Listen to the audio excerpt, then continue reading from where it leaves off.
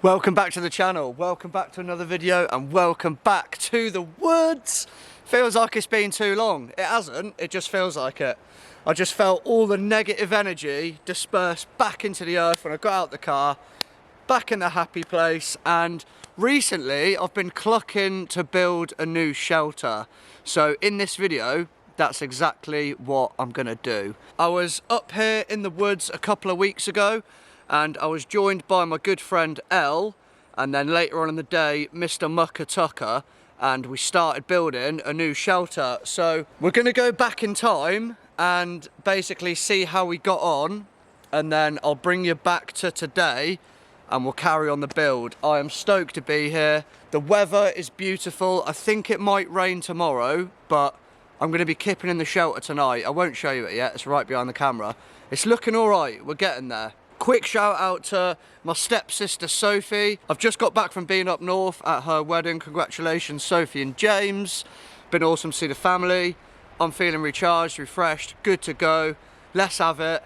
Let's go back to a couple of weeks ago, and I'll see you in a sec.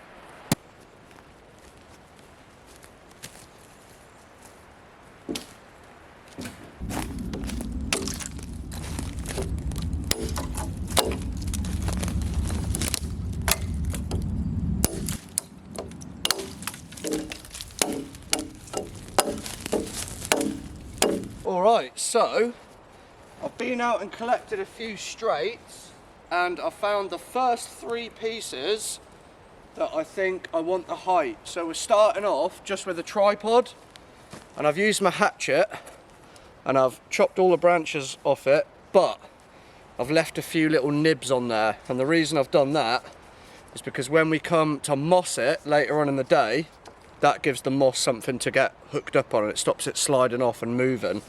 So the next thing I've got to do is get the cordage out and make a tripod lashing. So let's go do that. I want to do my tripod lashing this side where they taper up to the small end, and because we want a nice hole at the top, I don't want to moss all the way up. A traditional Wickiup or tipi's got a hole at the top so that you can have a fire inside them and let the smoke escape. So I don't want to be doing my tripod knot right up the top. I want to come down a little bit, so I've got all of that will be open. So I'm going to say around here.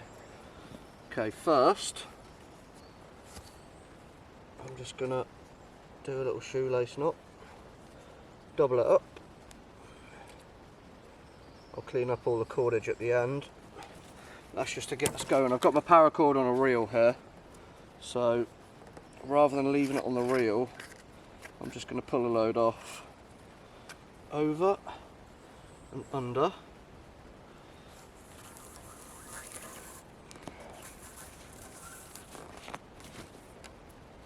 and then back over and under.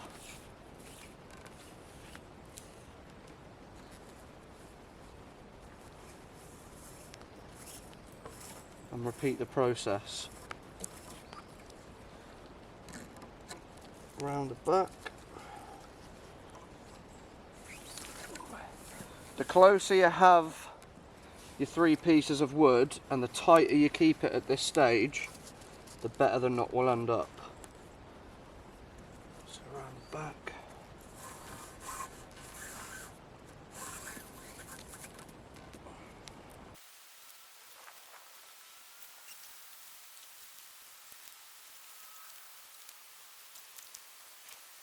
Okay, that's a little bit overkill. We've been round quite a few times. Once you've been round, take your cordage, and then just in the gap between the first and the middle piece, I'm just going to keep wrapping that round, giving that a little bit of tension. Sort of nips it up a bit. I'll just go around 3 or 4 times, and this is just cheap paracord that I got off of Amazon. It's not that expensive for a roll. You could use jute twine as well, which is more of a natural fibre if you wanted to keep it like prime bushcraft. So once I've been around there a few times, I'll just come over the top and then put it through the middle to the outside one, and then same again. And once I'm happy with that, I'm gonna leave a little bit loose, and then on the last one, bring it back through itself. So you've left a little loop. If you just twist it a little bit, you get a closed off loop. Back through there, and just tie it up. And I'll do that a couple times. And then cut, or in my case, burn it off. Knife's in my bag. I don't know why I didn't get it, but there you go. Lighter's in my pocket too. Just as easy. We're killing two birds with one stone here as well, because paracord likes to fray. But if you just take a lighter and melt it, then once it cools just a little bit, you can squeeze it and it stops the fraying. Good for tarp repairs as well. If you ever get a hole in your tarp through a spark from a fire, poke a bit of paracord through, light it, pull it back through, squeeze it flat, and it fills a hole in your tarp. That's why keeping cordage is so good. It's a repair tool as well. So, leaving the middle one on the floor, I'm gonna cross these over to get our tripod. And then I'm gonna stand it up.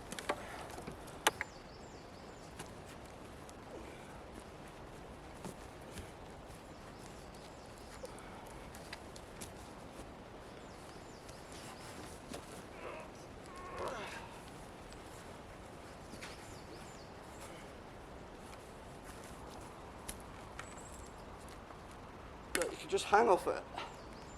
Hoots, hoots, hoots, hoots. Cool. All right, next step. Figure out where your door want to be. I want my door right here. Decide how high I want the door. So let's just use this little nib bit here, and I'll lay it across like that. Tie it on, so we've got a starting point for our door. Just going to be a bit of graft to go and collect loads of straights, cut them to length. That's a good point to note as well. The first one you cut, that you kind of measure up so you know your length, keep that as your template. So don't lay it. Use that one to get all of your straights cut to length, so you've got a guide, you know. So yeah, we'll go from there. But I'm happy with this. I think that's good. Alrighty, now the main tripod is up, I'm going to cut 3 pegs and knock them in at the base of each leg. That just stops the structure splaying out. And remember, this is the main structure. If anything has to be right, it's the tripod. So yeah, next port of call, cut 3 pegs and hammer them in.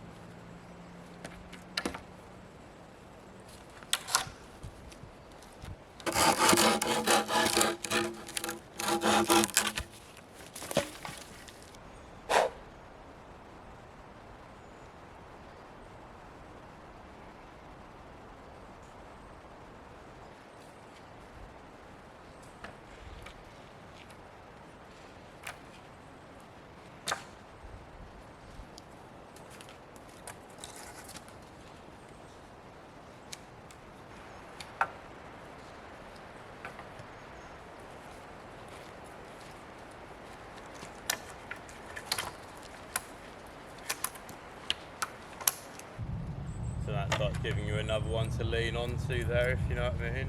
Yeah. Cushy.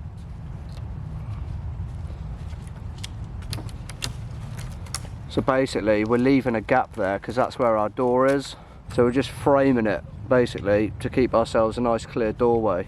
Elle's here, by the way. Hi Elle. Hey, Say hello to Elle, everyone. Good to be out, man. Good Yes, to be out dude. here. Always a pleasure. Elle the tree wizard, everyone.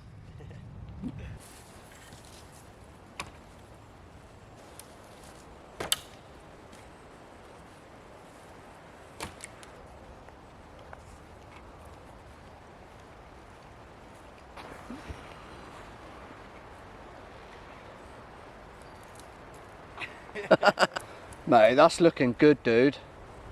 Stop that bit so much.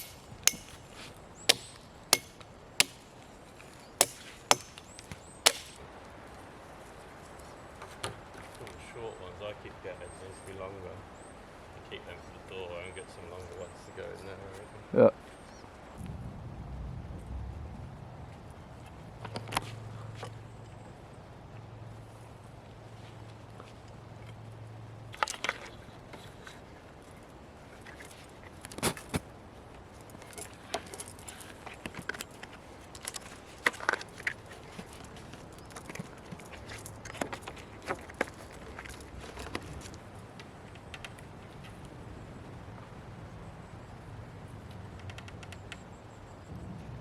Looks straight to me, bro. That's it.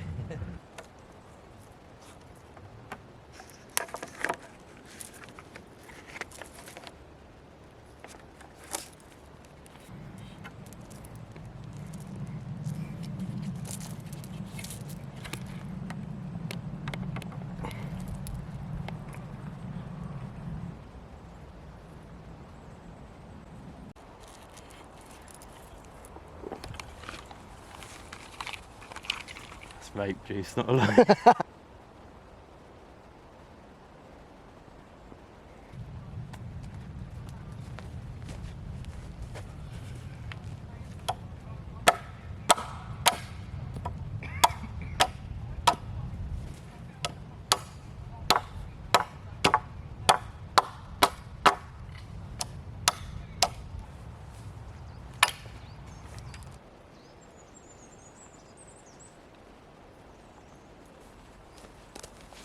Now, I must say, yes, we're cutting live trees, yes, we're cutting live branches or boughs, but it's not going to kill the tree. It's just a little bit of light pruning. Just a couple of branches from each tree. It's all good. If you know your trees, then you'll know that it's not going to kill it. It's just a little bit of pruning. But this is what we need to weave around a few of these straights for something to the moss to kind of lock onto. You know, imagine a roof. You've got your main straights. You still need some horizontals to hold your tiles. Basically the same principle. So, yeah, boughs at the ready. Let's go. Little Y stick going on just to fill out the top of the door before we weave in all the boughs. Obviously that gap needed closing so we can get all the moss on there. But Elle's just gone and cut a nice little Y stick, turned it upside down. It's gone on there, lovely. Yeah, that's it, man. Nice. Just the job, bro. That's the job, boy. Lovely old job. Lovely old job.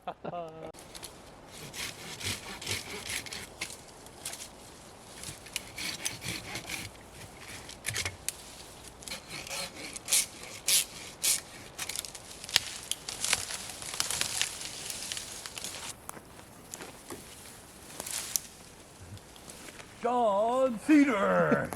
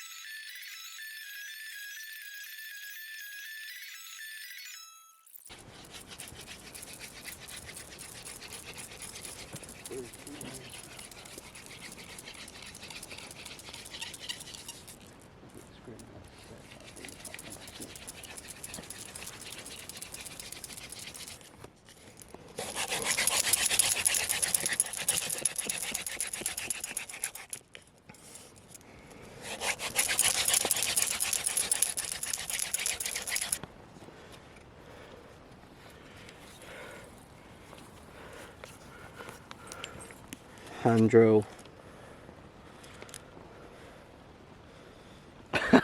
Big up the tree wizard.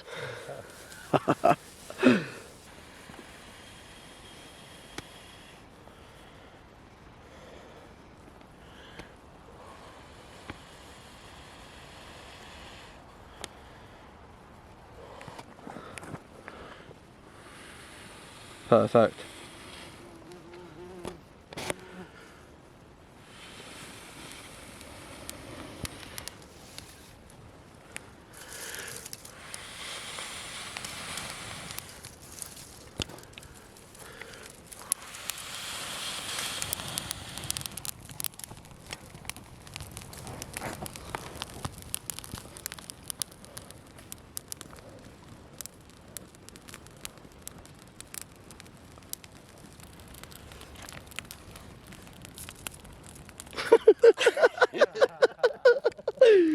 Get up, lad, come on.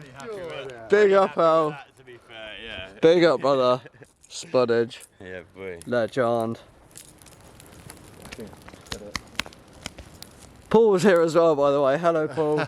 You alright? How's it going, Chad? Yeah, all good, man. All gravy. Good to be in the woods. Cheers for driving, bruv. No worries, man. Legend. We're going to do an 80 fire. And back to the present day. Now, I did turn the camera off when the drink started flowing, so we did get a little bit further than what the footage shows.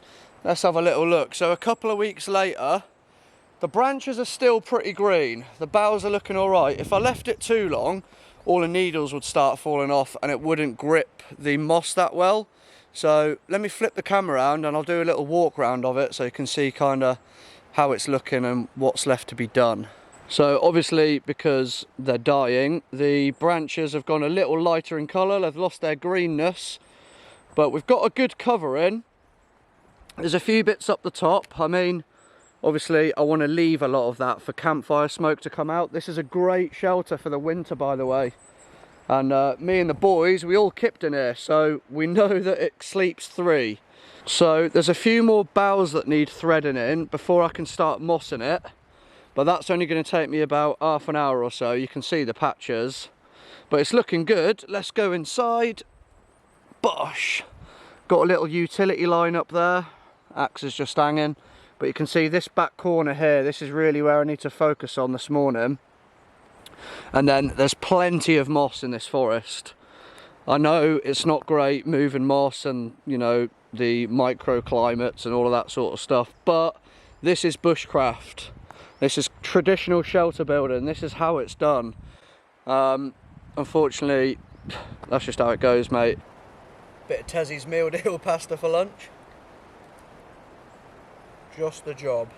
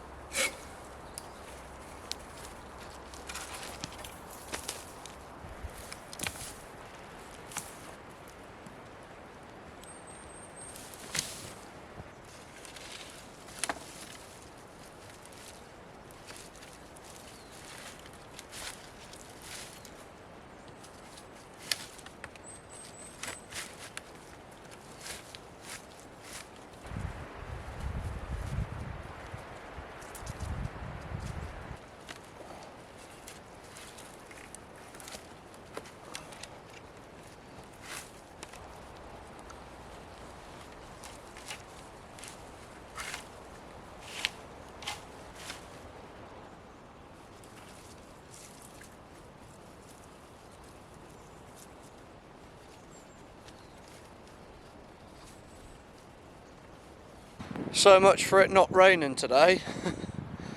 Keeps coming in little waves. This is the 3rd shower so far. Still blue skies up there. Look at this. I did bring my small little poncho tarp, and because I've got the utility line around the inside, I've just thrown my tarp over it so I can come and sit in here and stay dry. It's just a quick hasty throw up, but it works.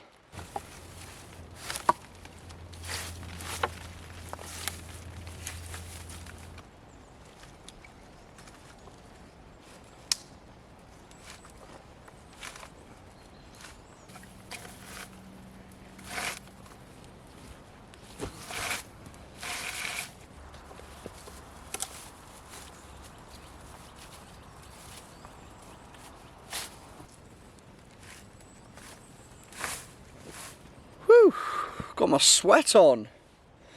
Would have been so much easier if we just made a tripod and then wrapped some tarps around it. But it's proper bushcraft, isn't it? I mean, the traditional Native American way, they used to use animal skins and layer them on and wrap them round a lot quicker and a lot easier. I don't have loads of animal skins, and it's not very ethical to leave tarps in the woods. It's not very good, is it? So yeah, we're doing it the bushcraft way. Now I've got 3 or 4 more boughs left, and I think it's kind of there or thereabouts. It's not supposed to be 100% covered. There's always going to be bits of light coming through at this stage. It's when the moss goes on thick, that's when it's going to end up being really dark and actually a bit more weatherproof in there.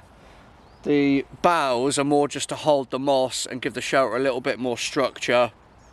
And I mean, it does help a little bit with the waterproofing, but it wouldn't be ideal with this on its own. This is why I'm hoping the mossing works. That's one of the things I really love about bushcraft. It's always a learning experience. You don't nail things first time every time. You always learn something no matter what you do. So yeah, that's one of the reasons I really enjoy it. So I'm gonna weave the last few bits in, and I'm going to use the tarp to collect all the moss. Now I want to keep this bit of forest looking nice, so I'm not going to take moss from the immediate area.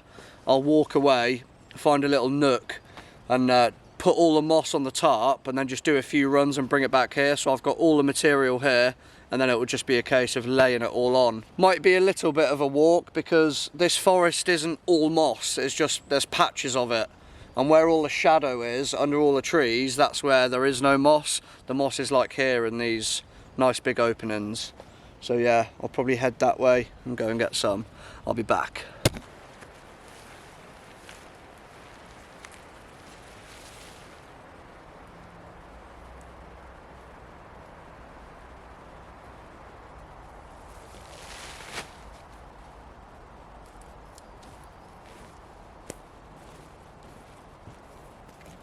Just using the side of the foot, it comes away really easy.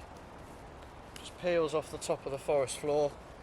Should be wearing gloves really, but hey ho.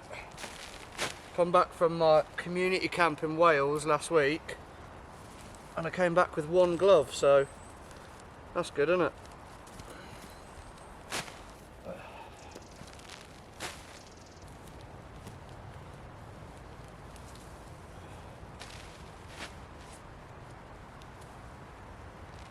Do you know, moss was the first thing that women used to use for sanitary towels.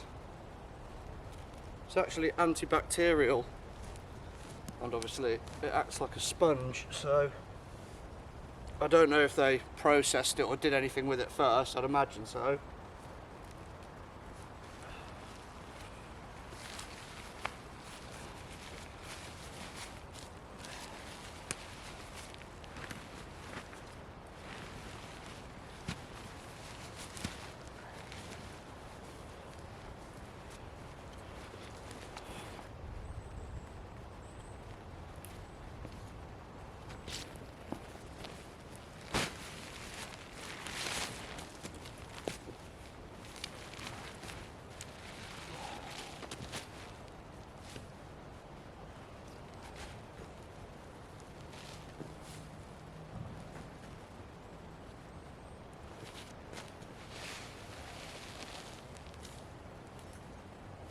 Oh, this is going to work an absolute treat.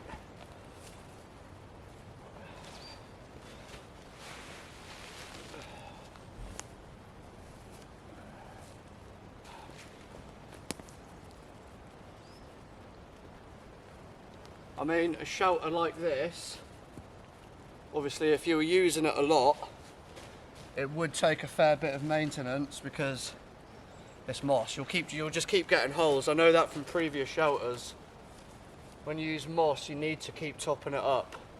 The old shelter, I just kept adding layers and layers, and eventually it started growing, and like ferns were growing out of it and stuff. This is awesome. This is the bit I was really excited for, adding all the moss on. It's just going off of this and the tarp. So 1, 2, 3, 4, 5, 6, 12, 18. probably about 18 tarps worth, I'd imagine, and then some top-ups on top of that, but I'm just going to keep getting them. Just do it tarp by tarp, I'll lay it each time I get a tarp full, and just work my way round the bottom, getting higher and higher. Whoa, this is exciting. Believe it or not, it does get quite heavy, even just a tarp this size. I mean, it's manageable, but I think if I filled up a 3x3, probably end up being too heavy, mate.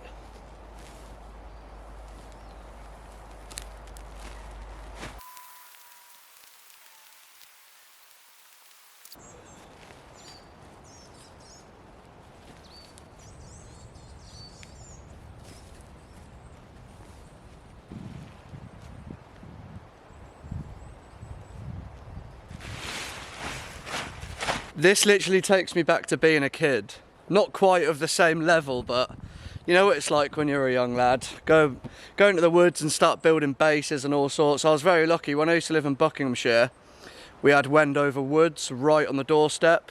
So me and all my pals have always not been into bushcraft, but been into like base building and stuff. So this is just like, yeah.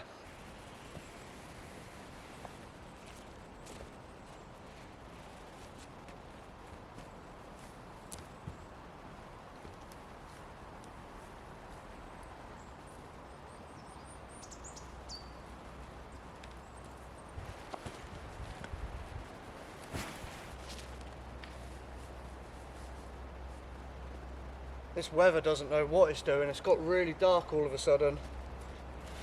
Half expecting a downpour. Weather forecast. Wrong again. Classic. Welcome to England. I would like to get this finished today because I want to kip in it. As I say, I know it sleeps 3 because the 3 of us were in there the other week, and it's so spacious, really spacious. Plenty of room, you can stand up. You could have a fire in there. I brought my Kelly kettle today, so I reckon I'll end up running my Kelly kettle in there. But if it's really heavy, I'm just going to set up my poncho tarp in the trees, because I reckon with 1 layer of moss, this would withstand like a light shower, but certainly not a downpour. It can only soak up so much before it'll end up dripping through. And I don't fancy getting soaked in the night and then having to set up my tarp anyway, so I'll get that set up. Mate, this ain't looking good. Oh well, keep going, keep going. I'm definitely going home covered in ticks. It's bad enough in the summer for me anyway. Don't know if you know, but ticks seem to really like O positive blood type. I'm O pos, so I just get covered in them. I think I've had 7 latched on in one camp before. Plus, I like camping with a tarp, and you've got no barrier then. You're just, you know, part of the nature, so to speak. But my friend Ell, who you saw earlier in the video, he literally lives in shorts and he's always barefoot, and the ticks just leave him alone. He never gets them. So yeah, depending what blood type you are, will be how attracted the ticks are to you. Gonna have to turn the camera off.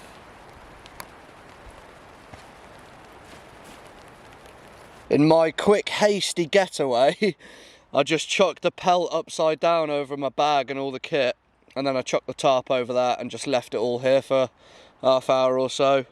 It's all bone dry, as it should be, but time to carry on the graft. Now it's rained, you know, I was saying the moss can get quite heavy and it acts like a sponge. Yeah, it's double heavy now. Starting to look cool, isn't it? It's really coming together. The mossing process is actually going a lot quicker than I thought it would, which is good, obviously.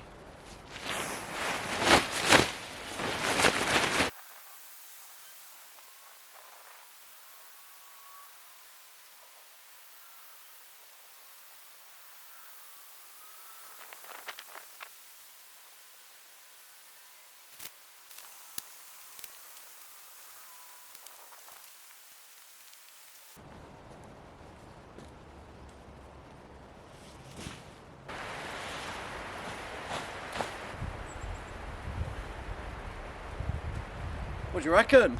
I think that's it. I think I'm happy with that. Are you happy with that? Because if you're happy with that, then I'm happy with that. I said earlier I was going to set up a tarp tonight, but now it's all done, I'm going to kip in there. And if it rains and I get soaking, so be it. Tonight will be the first test. Oh, cheers to that.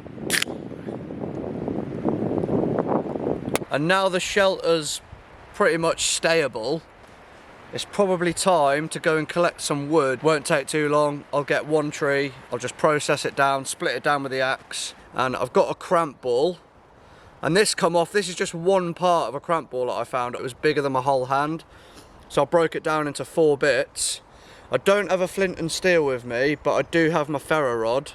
So I'll just use that, put that in a nest, give it a bit of blowage, get that to flame, do a bit of cooking out the front of the shelter. I've got some kebabs, tender stem broccoli, asparagus, and what are the yellow things called? Sweet corn.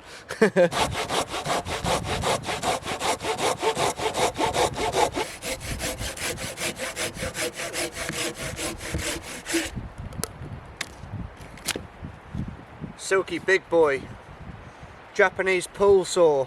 This on its 3rd blade, and they last ages. They're just great bits of kit.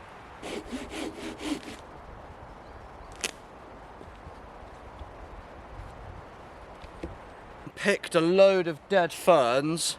They are soaking wet, so they're inside the shelter drying out. Hopefully they take. I'm putting my faith in the ferns. I've got these Douglas fir, they're like the tiniest little ends of the branches. You can make a nest out of these as well. Takes a little bit longer to get going, but they will get going.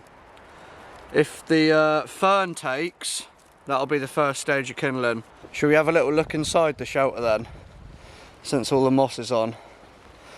Come on then, getting in. You can see there's a few little gaps. That was just the first layer of moss, so I could go around again at a later date and then add another layer. But if it was anything like earlier,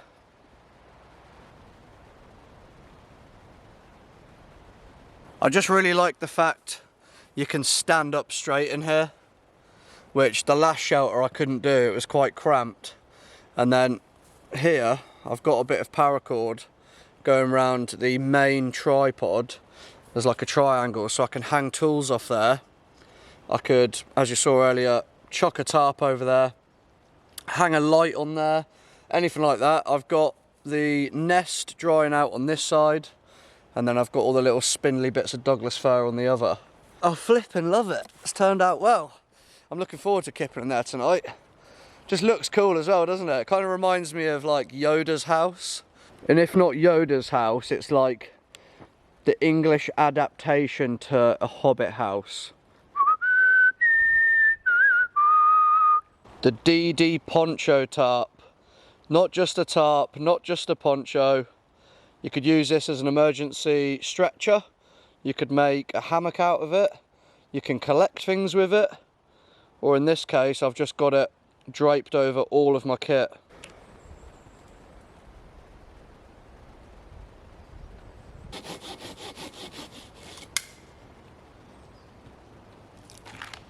So I've got a nice little pile of logs here now, and a lot of them I've took the bark off just to make the wood a lot less smoky.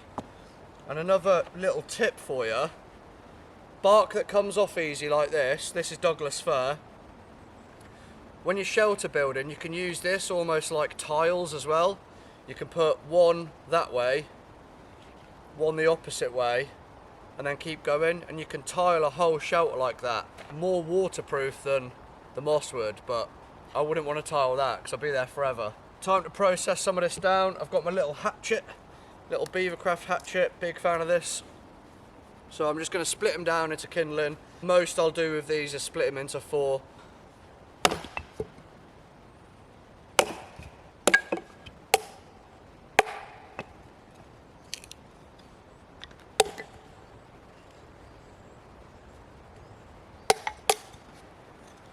Dead man's finger. Don't put your hand on top of the wood and try to split it. You'll end up taking a finger off. So if you didn't know, that's called a dead man's finger.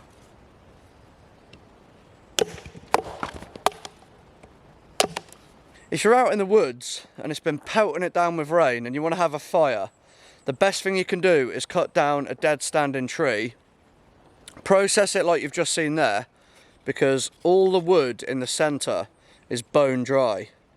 Now, if my nest of fern doesn't want to take later on, I'll just make a feather stick out of one of these because they're bone dry, and that'll take just with the ferro rod on its own. Plenty of curls, nice and dry, you're onto a winner.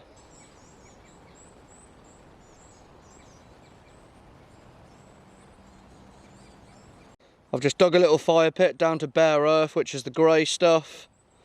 Left some of that wood whole so I can use logs, but yeah, I think it would be nice to have a little fire outside the shelter. I've got a straight which I need to cut a little slice out of just for my grill. Treating myself today, and I'm going to sleep on a camp bed inside there. It's just a cheap Temu one, but it's so handy. Really, I got it for Catherine for when we were out on the boat trips and stuff, but it started creeping into my camps when I'm not with her. It's one of them. I mean, look at that. Packs down to nothing. I won't use it every time, and it's not very bushcraft, but it is comfortable. And it's just a case of pushing the feet onto the bars, and they just clip on.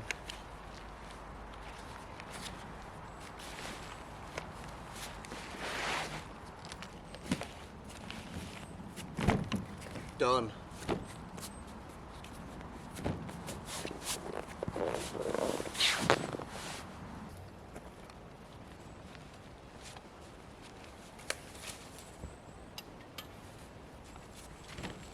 Now I reckon it's time to get this fire on.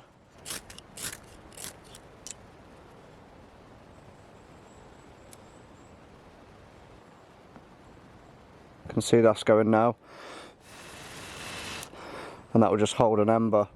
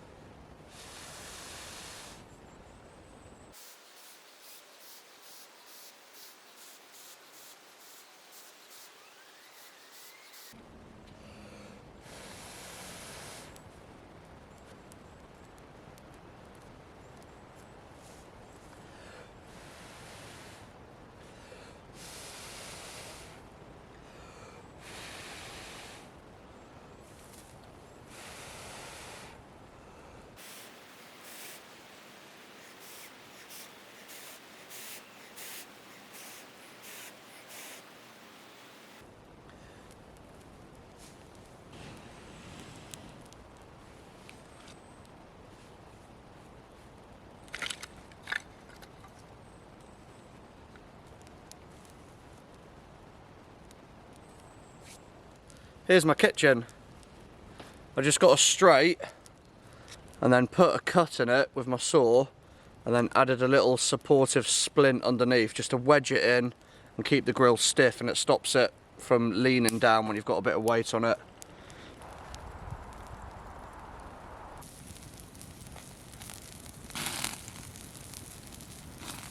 Saved one of the Douglas fir bark pieces as a little candle surround. I've done these in the past where I've tied them to a stake, but this one was long enough that I've just put the candle on the floor and then put it around it. Good for protecting it from the wind, and it also enhances the glow you get off it.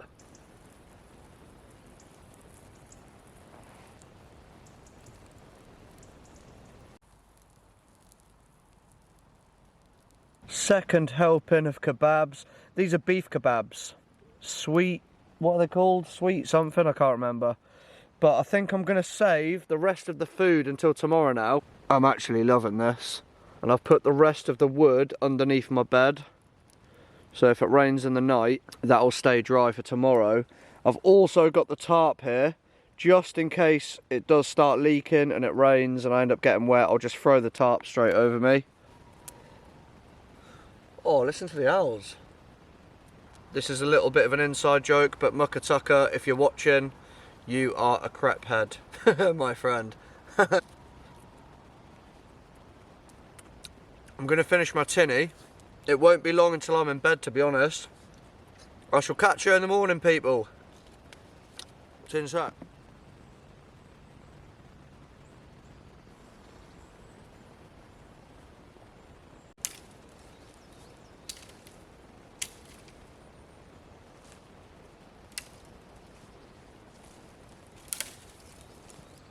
Morning, team.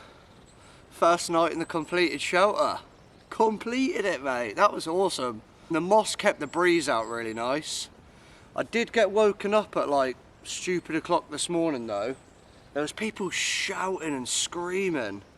I don't know if it was people just walking down the main track like smashed off their bonds or something, but it didn't rain, so I'm kind of happy about that. I'm gonna get the Kelly kettle going for a morning brew. Cook up some sausage butties for brekkie. I got some nice cheese rolls as well. Super fast way of boiling water, these Kelly kettles. Stainless steel, it's a water jacket. Obviously the flames come up through the middle, so it heats all around your water all at the same time. It's wicked, and you just drop sticks in the top.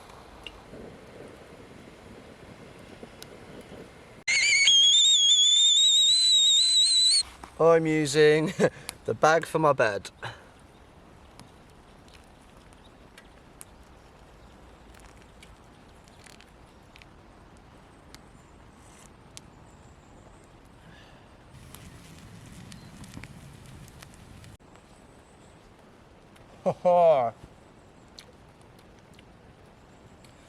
Sausage butty in the morning. Bit of red on there.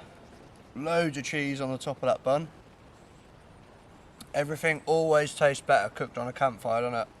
There's normally a little Camp Robin up here that I see in the mornings, but I've not seen him yet, so I've left him some cheesy bread treats. Tell you what, I was just thinking, sitting there, there's something to be said for spending a whole 24 hours on your own and not even seeing another single human being. You should give it a go, mate, because it's the most relaxing, peaceful thing you'll ever do. I think that's time for me to now pack my kit up, tidy the place up, leave it looking nice.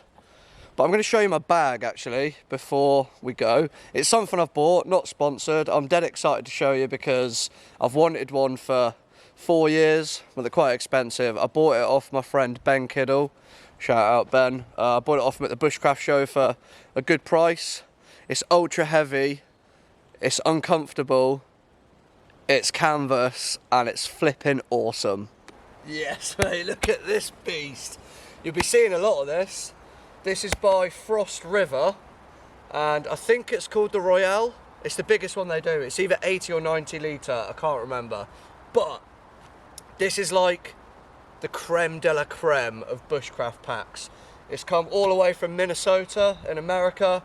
It's made of canvas, leather, brass, and buckskin. Proper good bit of kit. As I say, ultra heavy. It's all the brass and leather and the canvas. But yeah, I'm flipping stoked with it. It does have a waist belt as well, which I've took off just because I only walk into the woods with it. I wouldn't use it hiking or anything like that, purely because of the weight. But they're not cheap, but it is one of them bag for life. So you buy it once and you're good to go. And if the leather ever fails or anything like that, you can buy spare parts on their website, which is pretty cool as well.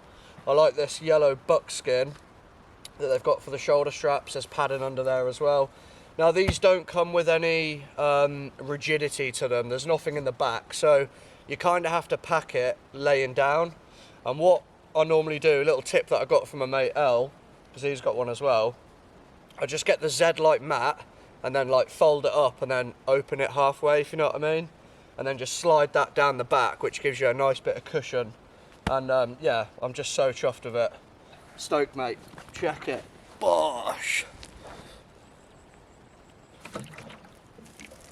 The ground is already cold because we didn't have an open fire in there this morning. It's just that middle bit where the bottom of the hobo stove went. But still good to just douse the area.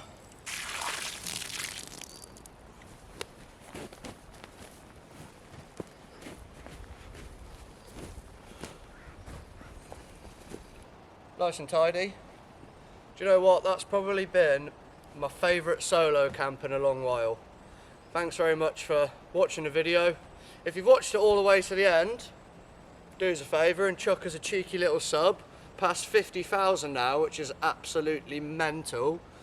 And I've got you guys to thank for that, so thank you very much. Cheers for watching, peace and love, have a good one.